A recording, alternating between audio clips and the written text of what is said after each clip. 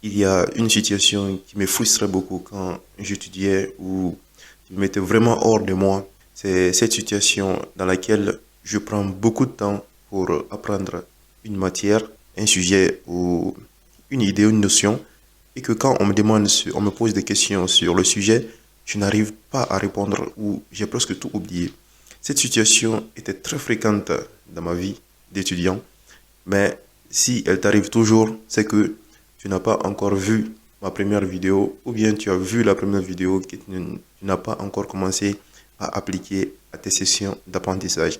Et cette stratégie, tu l'auras deviné, c'est la révision espacée. La révision espacée va permettre d'améliorer ta mémorisation et aussi lutter contre l'oubli qui est physiologique.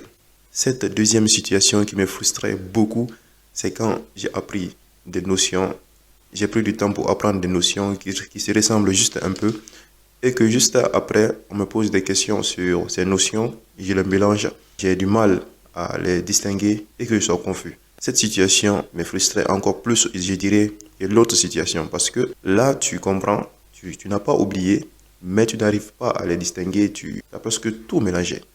Donc, c'est la merde.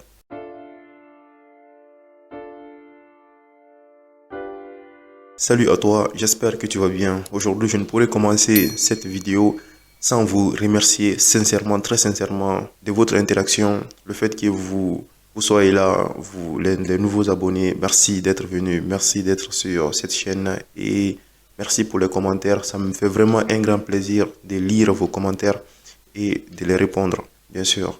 Et je pense que j'espère bien que je vais atteindre mon objectif en vous aidant à vous améliorer, à rendre vos sessions d'apprentissage encore plus efficaces.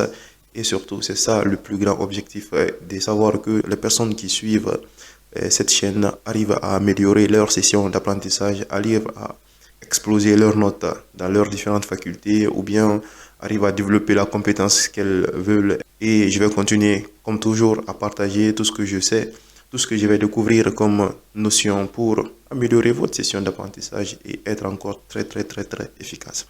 Et aujourd'hui, justement, nous allons parler de cette stratégie d'apprentissage qui va t'aider encore à améliorer tes sessions d'apprentissage.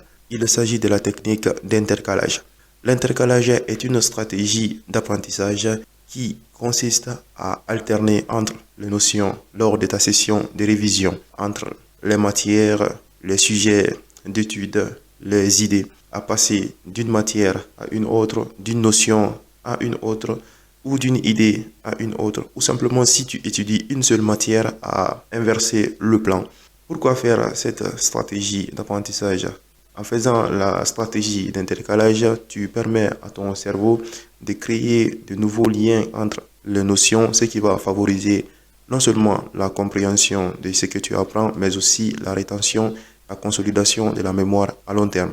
Il est tentant de passer beaucoup de temps sur une seule notion, pensant que on va plus l'apprendre, on va plus le comprendre. Et cette stratégie demande moins d'énergie que la technique d'intercalage.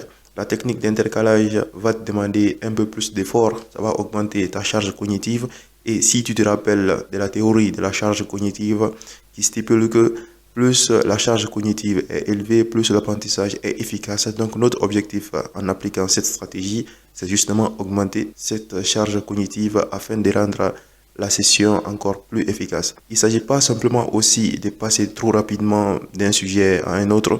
Tu prends le temps pour bien comprendre le sujet, ensuite passer à un autre sujet. Cette technique a scientifiquement démontré sa place dans l'apprentissage. Lors d'une étude scientifique, elle a été testée sur deux groupes d'étudiants. Un groupe d'étudiants qui étudiait un sujet, une idée, pendant une durée suffisamment longue et un autre groupe d'étudiants qui appliquait la technique d'intercalage. À la fin de l'étude, les chercheurs se sont rendus compte que les étudiants qui ont utilisé la technique de l'intercalage avaient plus de facilité à se rappeler et à distinguer les notions similaires.